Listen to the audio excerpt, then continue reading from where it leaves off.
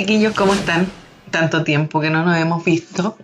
Quiero comenzar esta clase diciéndoles que los he extrañado mucho, que he pensado mucho en ustedes, que extraño hacer clases, que estemos en la sala juntos, pero pronto vamos a poder reencontrarnos. Mientras tanto, vamos a comenzar hoy día con nuestras clases online, en este nuevo sistema en donde vamos a tratar de no perder ciertos los conocimientos que ya hemos adquirido en estos años y de tratar de hacer cosas más simples, más lúdicas en su casa para que las puedan realizar tranquilos, ¿ya? Así que todo esto está pensado en su bienestar. Lo único que les pido es que hagan la tarea, por favor, porque esto es mucho tiempo para mí. Y se imaginan, tuve que montar una mini oficina en mi casa. Mi hijo está abajo, ustedes saben que tengo un hijo pequeño. Mi marido está trabajando. Así que aquí estamos, poniéndole todo el empeño para que esto resulte y para llegar a sus casas con todos mis conocimientos y que juntos podamos aprender. ¿Ya? El día de hoy, la clase de hoy, vamos a comenzar con un texto que vimos el año pasado, pero vamos a recordar solamente algunas características de este tipo de texto en particular. ¿Qué es el mito? ¿Qué es el mito?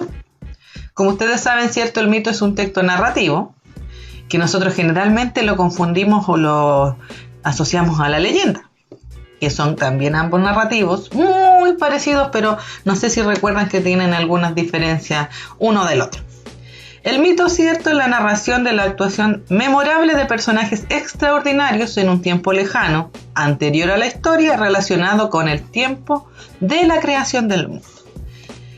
El mito es una explicación no tradicional de los fenómenos de la naturaleza y de nuestros orígenes, en los cuales se hermana lo religioso y lo mágico para explicarlos. Este tipo de texto tiene como finalidad explicar el origen del universo o del mundo, pero de manera mágica. ¿Y cómo lo hace? Incluyendo ciertos personajes que tengan poderes, como los dioses, que son sus personajes generalmente principales, ¿cierto? Vamos a ver un resumen que lo vimos el año pasado para que recordemos todos los elementos que debe tener un mito. Obviamente que tiene un narrador, que es quien cuenta la historia, que siempre está en tercera persona porque es alguien que la escuchó. Recuerden que los mitos también se cuentan de generación en generación, ¿ya? Entonces no saben quién empezó la historia, sino que la van narrando gente que la escucha de otro lugar. Esta historia tiene como personajes principales dioses o seres sobrenaturales.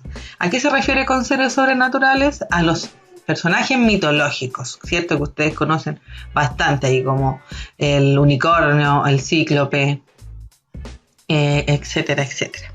¿Hay presencia de humanos? Sí, pero generalmente se nombran como humanos la mujer, el niño, el hombre. No se les da como un nombre en específico ni una caracterización específica, ¿sí? Porque acá como los principales son los dioses y los animales o seres mitológicos. Espacio y tiempo siempre va a ser el pasado, obviamente, porque explica la creación del mundo y del universo, y siempre va a ser hace muchos años, hace muchos siglos, en un comienzo de la vida, etcétera, etcétera, etcétera. Y las acciones. ¿Qué cosas son las que suceden en este tipo de textos? Generalmente explica la influencia que tienen los dioses en la vida de los seres humanos, como por ejemplo algún castigo que envía Dios y por eso nació la lluvia. A eso se refiere con las consecuencias. Cómo actúan los seres humanos, cómo actúan los dioses, y a raíz de sus dos acciones siempre aparece o se crea una consecuencia. Por eso también explica la creación, que no sé, puede ser la creación de la lluvia, del cielo, la tierra, el mar, las estrellas.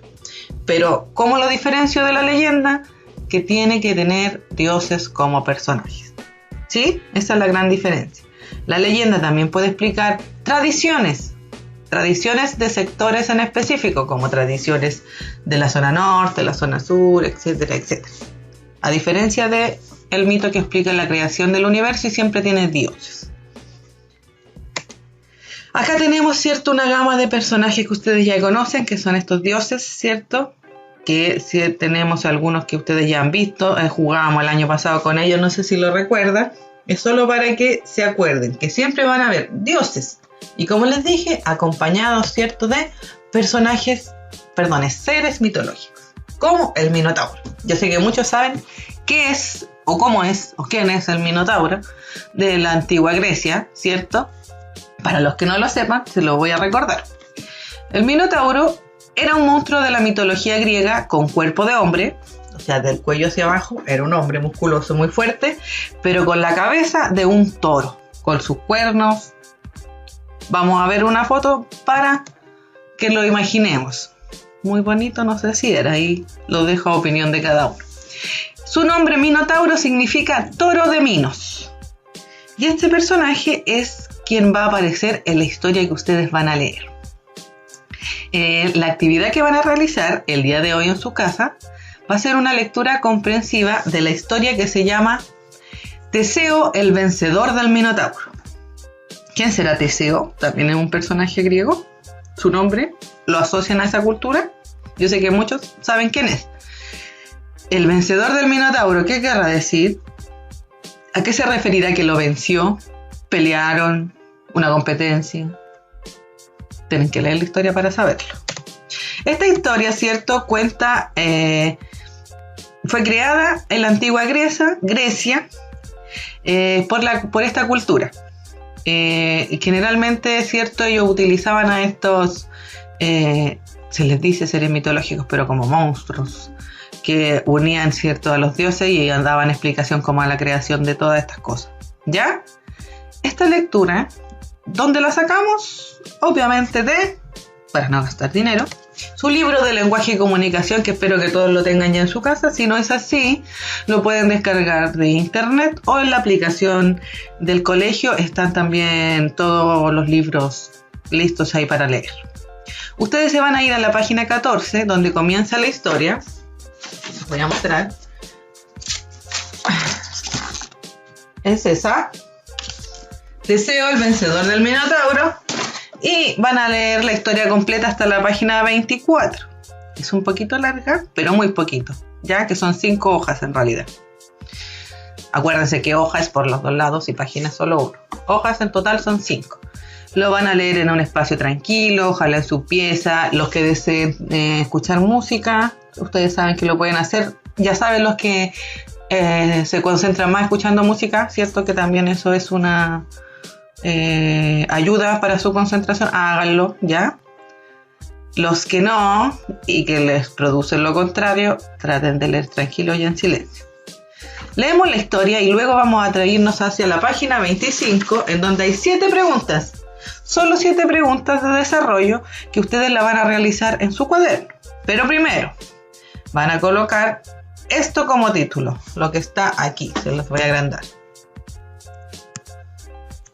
Todo esto, lectura de mito, Teseo, vencedor del Minotauro. ¿Sí?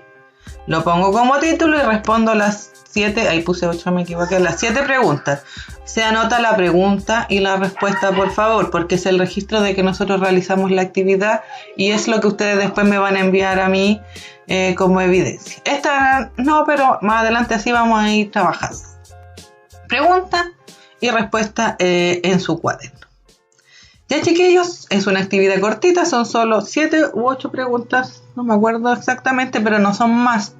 Lee la lectura y trabaja. Ya recordamos lo que era el mito, recordamos sus características, ahora nos vamos a ir a la lectura.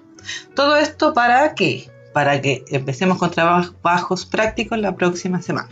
¿Ya? Les deseo que estén muy bien en sus casas, les mando un abrazo virtual a la distancia. No olviden que los quiero mucho y hagan las tareas, pórtense bien, contrólense, los quiero.